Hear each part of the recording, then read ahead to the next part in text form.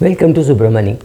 Wherever possible, we should be learning from our experiences and mistakes. Of course, the best way is to learn from other people's experiences and mistakes, and that has been a huge advantage for me when I go and do some training. I would stand up in the class and say, can you give me examples of how you lost business due to what reasons, right? So 2, 3, 4, 5 examples would come. Then I would pick up a girl and say, tell me, how did you do your first sale?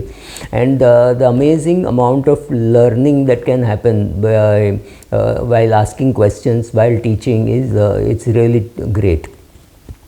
Having said that, learning from other people's experiences while investing is not easy, and learning everything about investing in a classroom is also very difficult. I don't think it is it's so simple to say, oh, be greedy when others are fearful, be fearful when others are greedy, you should be buying when there is blood in the street.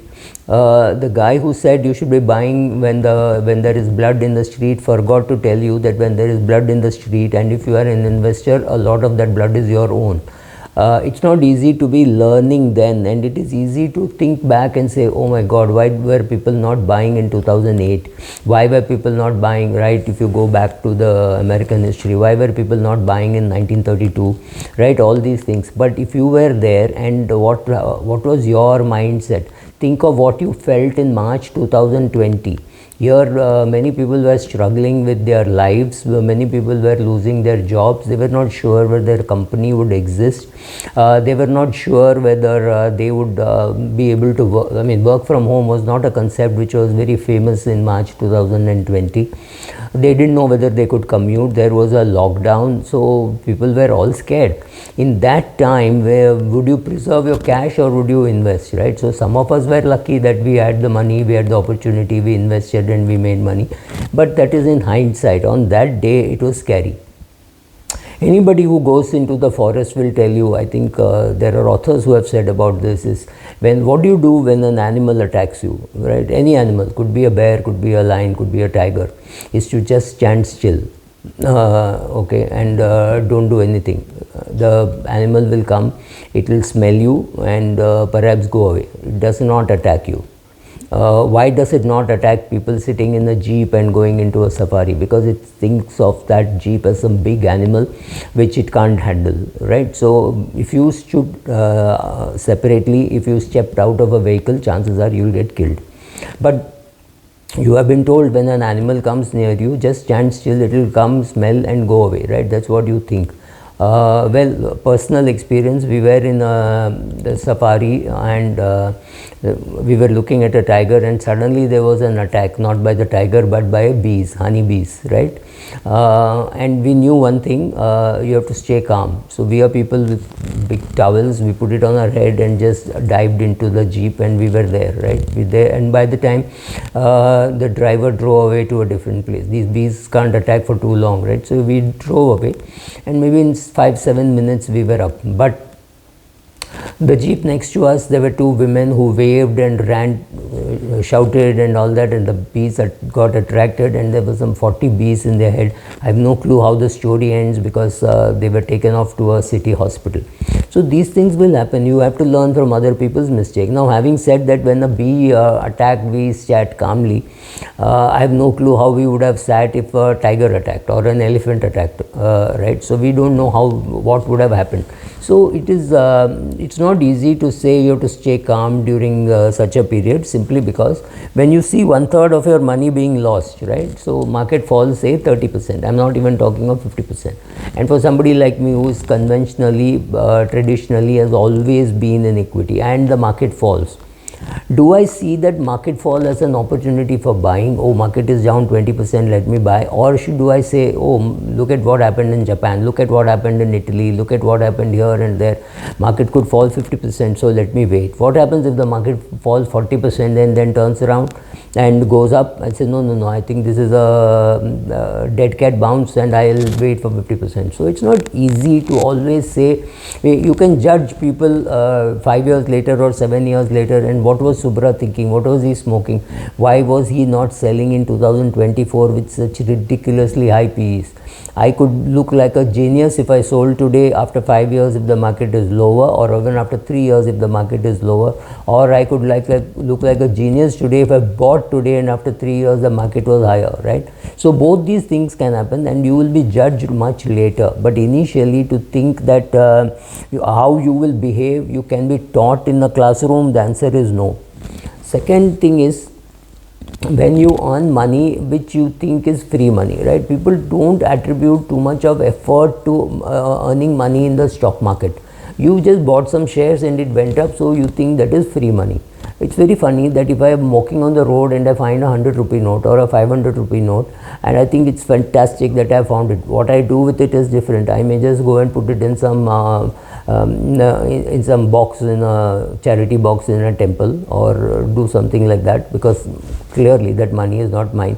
But the great thrill of finding a 100 rupee note or a 500 rupee note is amazing. It's right. It's like, oh, fukat ka paisa mila, right? I got free money. It's like income tax refund. So share market is also like that. You buy something in the morning for say 5 lakhs, and end of the day it is 6 lakhs. You don't think that 1 lakh you earned, right? You call it imposter syndrome or whatever tag you want to give it, but the thing is, you don't think you deserve it. So you say, wow, this is fantastic, so let me do this full time, or something like that also, right? So is it easy to earn a lot of money with minimal effort? Well, that's what a bull market does. In a bull market, everybody thinks he's fantastic at earning money, that he's being active and therefore making money, unless you can freeze a portfolio. Say, take today's portfolio and freeze it, and after 1 month or 2 months or 3 months, where somebody, your father-in-law, brother-in-law, somebody is handling the money and tells you, look, you got 18% return in the last 1 year. You look at your original portfolio for that year, for whenever that person is claiming, and see what would have happened if it was untouched. Maybe it would have been 19%, not 18%. So some of these things are difficult to learn in a classroom, in a textbook, saying, oh, there should be a benchmark. What if there are no benchmarks but you are able to meet all your goals? Again, something which is against conventional wisdom, saying this can happen. But when you earn with minimal effort, there is some way you feel, oh, if this money goes away, I won't be hurt so much. So that's a worry, because money is money. Ultimately, you can convert that into something that you want, right? So you want 20 lakhs in 3 days because of an investment. Go buy a car, do something with it because you feel that you don't deserve it, or you just plow it back and say, well, I will have another month or 2 months where I'll get minus 20 lakhs also. So this is all going into one kitty in my head, so that the losses can be adjusted against that. Do whatever you want, but this kind of conventional thinking that, oh, this is money for jam, has to go, and you have to understand that this jam money will be required for future losses, right? So it is easy to say, oh, I should have invested in March 2020, but in March 2020 you are in a different mindset. So let us say today, or maybe 15 years later, I am 78 years of age and I find that the market is going down. Now I am worried, do I have enough time for the market to recover, right? So that's again a different question, and it could have a different answer. Will the market stay down only for 2 months like it did in COVID, or 3 months like it did in COVID, or could it be down for 7-8 years like it did from 1994 to 2002, right? 2002, 7-8 years market was down. It gave perhaps a negative return on a point-to-point basis. On an SIP basis, you may have still made some money, but on a point-to-point basis, it gave a negative return over a 8-9 year period. So when the market falls 10%, do I hope for another 10% fall and say I will buy at 20% fall, or at 20% fall, do I wait for a 50% fall? These are questions which you can't find an answer in the textbooks, you can't find an answer in the classroom. You have to go experience and learn it yourself. So, I mean, this is the example I like to give. We keep hearing, we heard in 1991 there were Kashmiris killed 5, 7, 10.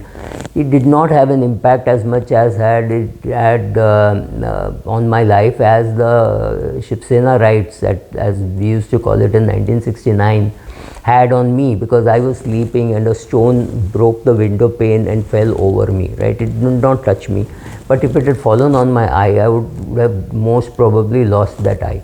So that remembrance is much greater than the Kashmiri violence, where so many people were killed in short blood, were killed in broad daylight, in shot dead, burned, or in 1984 when burning tires were put around 6, right? So all these things you can hear, you can read, you can watch movies, but the impact of going through with it on your own, that is the best teacher. So learn from experience, learn from other people's experience, all that is important, but your own experience is perhaps the best teacher. And that is the time when you realize that be fearful when others are greedy, be greedy when others are fearful. All those things hold true. Today, if I'm making this video in September 2024, I have no clue whether the market is high or low. I know one thing: if I'm satisfied with some of the profits which I have made, which are just out of the world, it's time for me to book those profits and put that money in some debt fund, which means a fund which will hopefully have lesser standard deviation. That's all. It is not a question of risk, it's a question of standard deviation. Thank you.